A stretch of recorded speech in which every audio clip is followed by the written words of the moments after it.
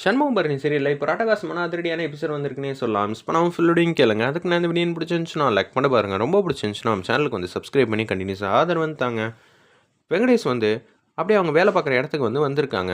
அது மட்டும் இல்லாமல் பிரின்சிபல் ரூம்குள்ளே வந்து இருக்காங்க. நம்ம ரத்னாவோட ரூமில் தான் வந்து இருக்காங்க. பக்கத்தில் வந்து அவங்க மாமா சந்தானமும் இருக்காங்க. மாமா நம்ம சொல்கிறதெல்லாம் செஞ்சால் நிச்சயம் நம்ம ஜெயிச்சிடலாமா அப்படின்னு சொல்லும்போது எனக்கு கொஞ்சம் பயமாக இருக்குன்னு வெங்கடேஷ் வந்து லைட்டாக வந்து பயப்படுறாப்புல. என்ன மாப்பிள்ள இப்படியெல்லாம் பண்ணிகிட்டு இருக்கேன், நான் எதுக்கு இருக்கேன், நீ பேசாமல் அமைதியாரு. உனக்கு எந்த இடத்துலையாவது பேச முடியலன்னு வச்சுக்கேன், நான் பேசி சமாளிச்சிட்றேன்.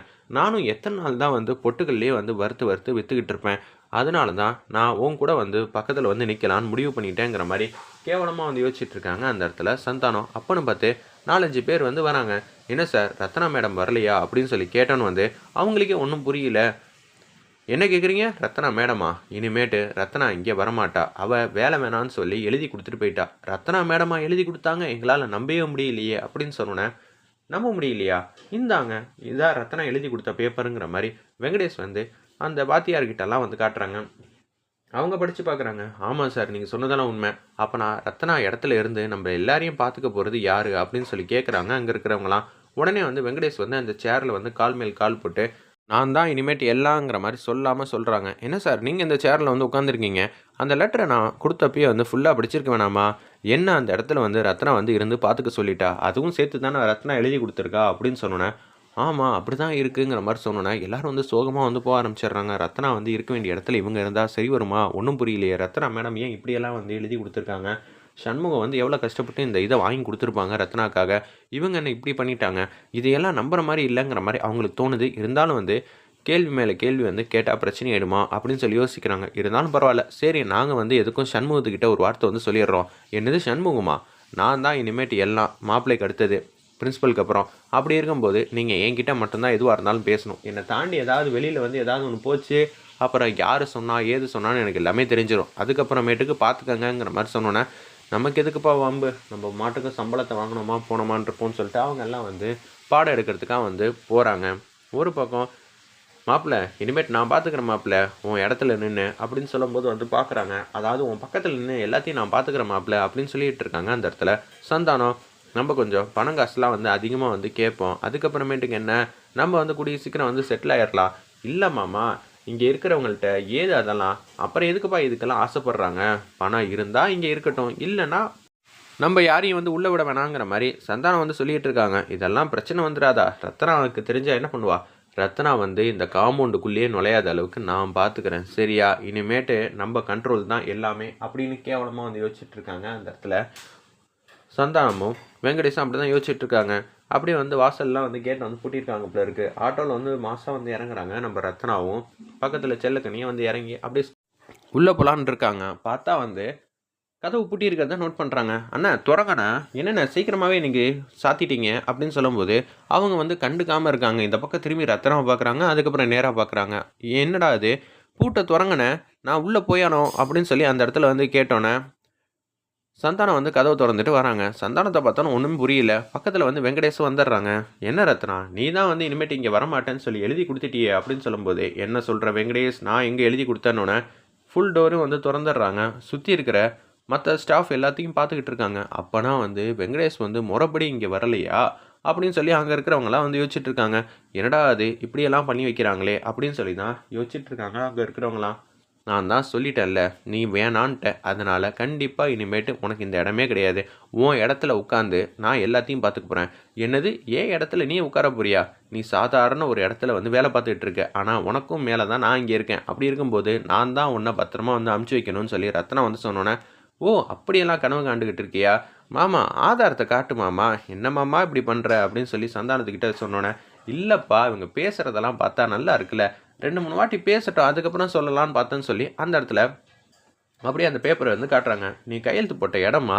இந்த கையெழுத்து போட்டோன்னே வந்து எல்லாமே தெள்ள தெளிவாயிடுச்சு.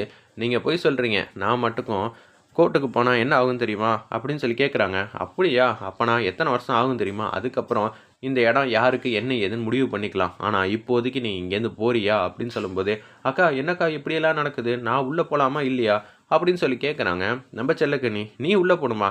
நான் உன்னோட எல்லாத்தையும் பார்த்தேன். அப்படி இருக்கும்போது நிச்சயம் வந்து நீ வர, நீ மாட்டும் போகிற, 10 நாள் லீவ் போடுற, அதனால் உனக்கும் இந்த இடத்துல இடம் கிடையாது.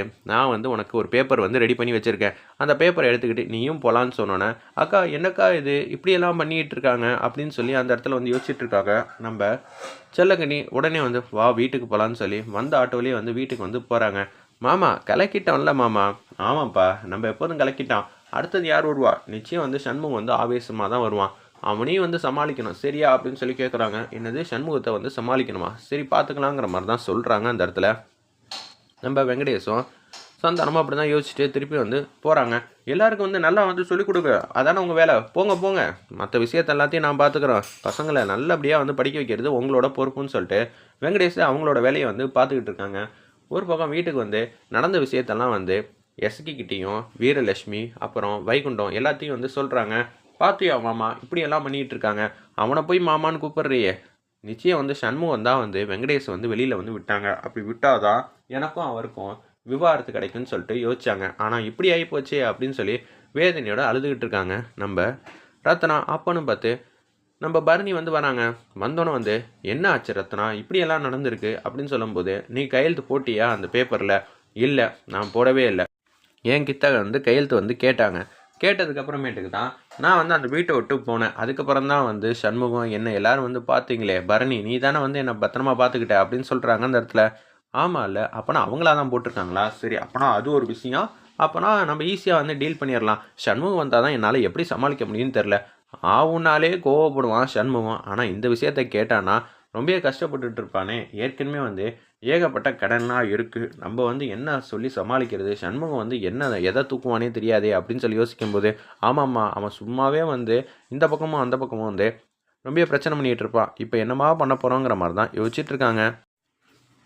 சண்முகம் மாட்டுக்கும் வந்துடுறாங்க.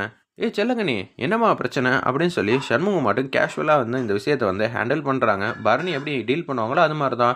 பரணிலேருந்து எல்லாரும் ஆச்சரியமாக பார்க்குறாங்க. என்ன இவன் நடவடிக்கையே வந்து இவனுக்கு முக்கால்வாசி உண்மையெல்லாம் தெரிஞ்சிருக்கும், கோவப்பட்டு வருவான்னு பார்த்தா என்ன இவ்வளோ சாஃப்டாக இருக்காங்கிற மாதிரி சுற்றி இருக்கவங்களாம் யோசிக்கும்போது, செல்லக்கனி என்னம்மா ஆச்சு?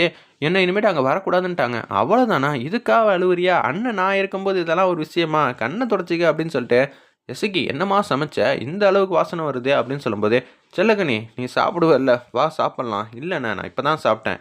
உண்மையாக தான் சொல்கிறியா? இப்போ தான் சாப்பிட்டியா? நான் சாப்பிட்லாமா அப்படின்னு சொன்னேன். இதை வை அதை வை. ஓ இன்னைக்கு வந்து முட்டைக்கோஸ் கருமிதா, அதுக்கப்புறம் என்ன மாங்காய் போட்ட குழம்பா? சூப்பர் சூப்பர், ரொம்ப அருமையாக இருக்குமே, வத்த குழம்பு வேறு பண்ணியிருக்க. இன்றைக்கி ஒரு சூப்பரான சாப்பாடு சாப்பிட போகிறோன்னு சொல்லிட்டு ரசித்து ருசித்து வந்து சாப்பிட்டுட்டு இருக்காங்க. சுற்றி இருக்கிறவங்களாம் பார்த்தோன்னே வந்து ஒன்றும் புரியல. என்னடா அது இவ்வளோ பெரிய பிரச்சனையை சொல்லியிருக்கோம், அண்ணன் இந்த விஷயத்தை எப்படி சமாளிக்க போகுதுன்னு தெரிலன்னு பார்த்தா, என்ன இப்படி உட்காந்து கேஷுவலாக உட்காந்து சாப்பிட்டுட்டு இருக்கு. அண்ணனுக்கு எப்போதும் கோவம் அதிகமாக வருமே, என்ன இவர் இப்படி அமைதியாக இருக்காங்கன்னு சொல்லி ரத்னாவும் ஆச்சரியமாக பார்க்குறாங்க. பரணி வந்து யோசிச்சுட்டு இருக்காங்க, இவன் இப்படியெல்லாம் செய்ய மாட்டானே, ஒருவேளை எல்லா வேலையும் முடிச்சுட்டு தான் இங்கே வந்து நம்மக்கிட்ட கேஷுவலாக வந்து பேசிகிட்டு இருக்கானா தெரியலங்கிற மாதிரி பரணி வந்து யோசிக்கிற மாதிரி காட்டுறாங்க. வெயிட் பண்ணி பார்ப்போம்.